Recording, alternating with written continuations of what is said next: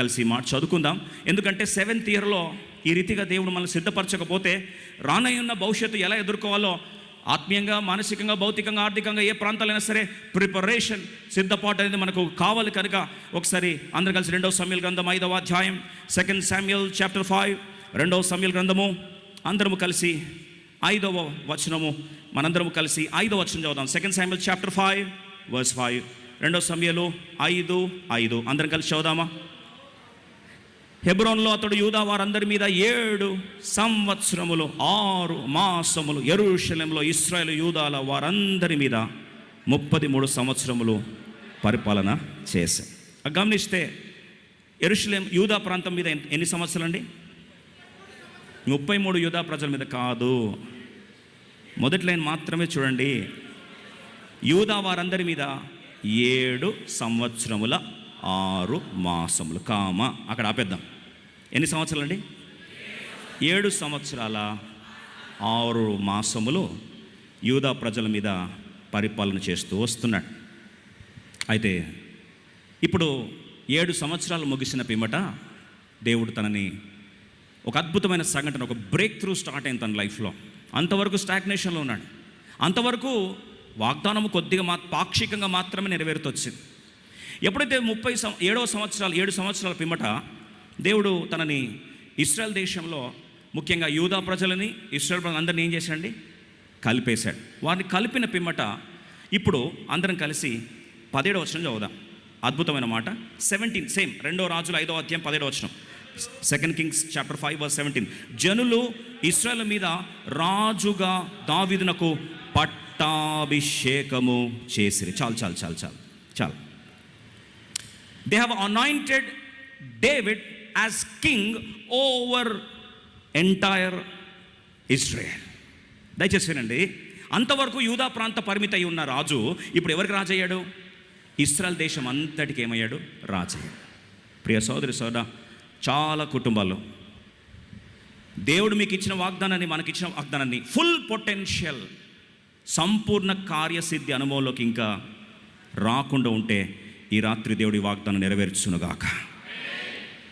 Unfulfilled or partially fulfilled promises, పాక్షికంగా నెరవేరిన పరిచర్యలు, పాక్షికంగా నెరవేర్చిన ఆశీర్వాదాలు, పాక్షికంగా నెరవేర్చబడిన ప్రభావము 7 సంవత్సరాల ముగింపులో ఇప్పుడు దేవుడు వారిని ఏం చేశాడంట?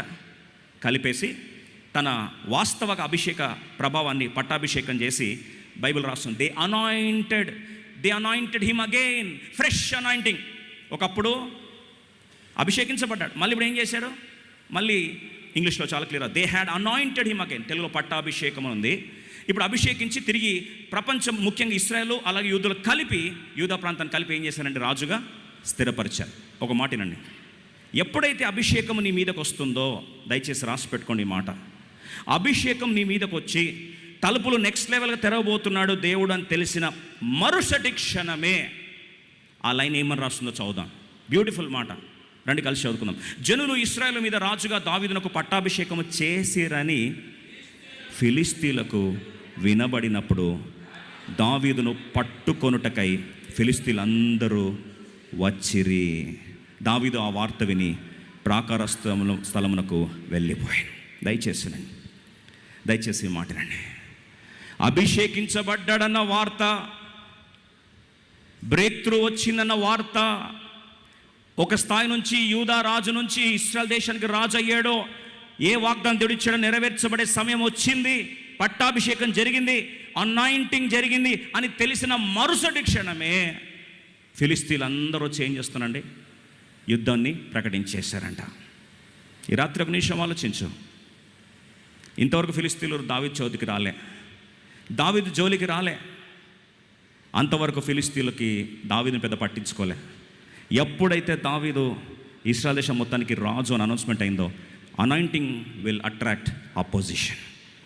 అభిషేకము నీకు యుద్ధాలను ఏం చేస్తుంది? ఆకర్షిస్తుంది. ఈ రాత్రి ఎంతమంది నిజముగా అభిషేకాన్ని ఆహ్వానిస్తున్నారు? ఇప్పుడు అభిషేకము నిజముగా దేవుడు బలపరిచిన వాడుకోవాలి ఎంతమంది ఉన్నారు? Anointing will always attract opposition. అభిషేకం దేన్ని ఆకర్షిస్తుందండి? వ్యతిరేకతలను ఏం చేస్తుంది? ఆకర్షిస్తుంది. ఆ రెండింటికి మధ్యలో అవినాభావ సంబంధం, ఆ రెండింటి మధ్యలో ఏమంటారు, లవ్ స్టోరీ ఎప్పుడు ఎవరు విడదీయలేరు. అభిషేకం ఉందా, పిలుపులో ఉన్నావా, దేవుడు కార్యం జరిగించబోతున్నాడా, ఖచ్చితంగా అక్కడ ఏమొస్తుంది, యుద్ధాలు వస్తాయి. Because anointing will attract opposition. Anointing magnet లాంటిది. దేన్ని అట్రాక్ట్ చేస్తుంది? వ్యతిరేకతను తీసుకొస్తుంది. నీ గురించి వ్యతిరేకం మాట్లాడలేదంటే నీ అనాయింటింగ్ అంతా చెప్పొచ్చు, ఉత్తుతుందని చెప్పొచ్చు. అసలు నీకు అపోజిషనే లేదు అంటే నువ్వు పెద్ద సీరియస్ అభిషేకం నీ దగ్గర ఉందని అనుకుంటే పొరపాటు. అది కుటుంబంలో కావచ్చు, సంస్థల్లో కావచ్చు, ప్రాంతాలు కావచ్చు, సమాజంలో కావచ్చు. Heavy anointing will attract heavy battles. గొప్ప అభిషేకం గొప్ప యుద్ధాలను ఏం చేస్తుంది? ఆకర్షిస్తుంది. అయితే వచ్చిన ప్రశ్న ఏంటంటే, మరి ఆకర్షించబడినప్పుడు దావీదు ఓడిపోయాడా? ఓ మాట చెప్పాలని ఆశపడుతున్నా. దావీదుకి తెలుసు అభిషేకం ఉన్న రోజు నుంచి ఏం స్టార్ట్ అయ్యాయి, యుద్ధాలు స్టార్ట్ అయ్యాయని చాలా విస్పష్టంగా తెలిసిన వ్యక్తి ఎవరండి? ఎందుకంటే దావీదు దేవుని యొక్క హృదయానుసారుడు. దేవుని ప్లాన్ ఏంటో వెంటనే ఎవరికి అర్థమవుతుంది? దావీదుకి అర్థమవుతుంది. ప్రభా నువ్వు ఒకటి అనుమతించావంటే ఖచ్చితంగా ఇది నా వాగ్దానం నెరవేర్పు కొరకే నువ్వేం చేస్తున్నావు, అనుమతిస్తున్నావు అని చెప్పి సిద్ధపడిన దావీదు తన స్ట్రాంగ్ హోల్డ్కి వెళ్ళిపోయాడు. అంటే భద్రతగా ఉన్న స్థానానికి వెళ్ళి ప్రాకార స్థలంలోకి వెళ్ళిపోయాడు. ప్రాకార స్థలంకి వెళ్ళిపోయిన తర్వాత ఇప్పుడు దావీదు చేసింది ఏంటో మనం చేయాలి. యుద్ధాలు వచ్చాయా, శ్రమలు వచ్చాయా, అపోజిషన్ వచ్చిందా, పరిస్థితులు విషతుల్యంగా మారాయా, బ్యాడ్ టు వర్స్గా మారుతుందా? ఒకవేళ అలా మారితే కలవరపడనక్కర్లేదు. బైబిల్ సెలవిస్తే సత్యం ఏంటంటే, ఇప్పుడు దావీదు తెలుసుకొని కలవరపడ్డట్టు బైబిల్లో రాయలేదు. రెఫాయిము లోయ దగ్గరికి వెళ్ళి 19వ వచనంలో అందరం కలిసి చదువుదాం. వర్స్ 19 అందరం కలిసి చదువుదామా? 2వ రాజుల 5వ అధ్యాయం 19. దావీదు, నేను ఫిలిష్తీయులకు ఎదురుగా పోయేదనా, వారిని నా చేతికి అప్పగింతువా అని యెహోవా యొద్ద విచారించినప్పుడు, పొమ్ము, నిస్సందేహముగా వారిని నీ చేతికి అప్పగింతునని యెహోవా సెలవిచ్చాను. మొట్టమొదటిగా దావీదు చేసిన అద్భుతమైన సంఘటన ఏంటంటే, అయ్యా యుద్ధాలు వచ్చాయి, ఇది నీ క్రమం అని నమ్ముచున్నాను. అపోజిషన్ వచ్చింది, ఇది నీ చిత్తం అని నమ్ముచున్నాను. అందుకొరకు అభిషేకించబడిన ప్రతి జీవితాల్లో శ్రమలు అనేవి, ఎదురింపులు అనేవి, అపోజిషన్ అనేది వస్తుందని ప్రభా వాక్సత్యం తెలుసు కదా. అందుకొరకు చూడండి, బైబిల్లో ఎప్పుడైతే దేవుడు ఆ బాప్తీస సాక్ష్యం ఇచ్చాడో, బాప్తీస సాక్ష్యం ఇచ్చి ఫుల్ బ్లోన్ మినిస్ట్రీ ఓపెన్ అయిన 30 సంవత్సరాల ఏట మన బైబిల్లో మనందరికీ స్పష్టంగా తెలుసు, బాప్తీసము సాక్ష్యం ఇచ్చిన పిమ్మట వెంటనే అపవాది అరణ్యంలో ఏం చేస్తున్నాడు? యేసుప్రభు ఏం చేస్తున్నాండి? శోధిస్తూ వచ్చాడు. సరే, మొదటి సంఘం తీసుకుందాం. ఆది అపోస్తుల్లో చూస్తే మేడగది అనుభవంలో వారు పెంతెకొస్తు ప్రపంచాన్ని అనుభవించారు. పరిశుద్ధాత్మ దేవుని యొక్క ఆ యొక్క అనుభవంలోకి వచ్చిన పిమ్మట బిగ్గెస్ట్ అనాయింటింగ్ పెంతెకొస్తు దినమందు స్టార్ట్ అయితే బిగ్గెస్ట్ పర్సిక్యూషన్ వెంటనే స్టార్ట్ అయింది.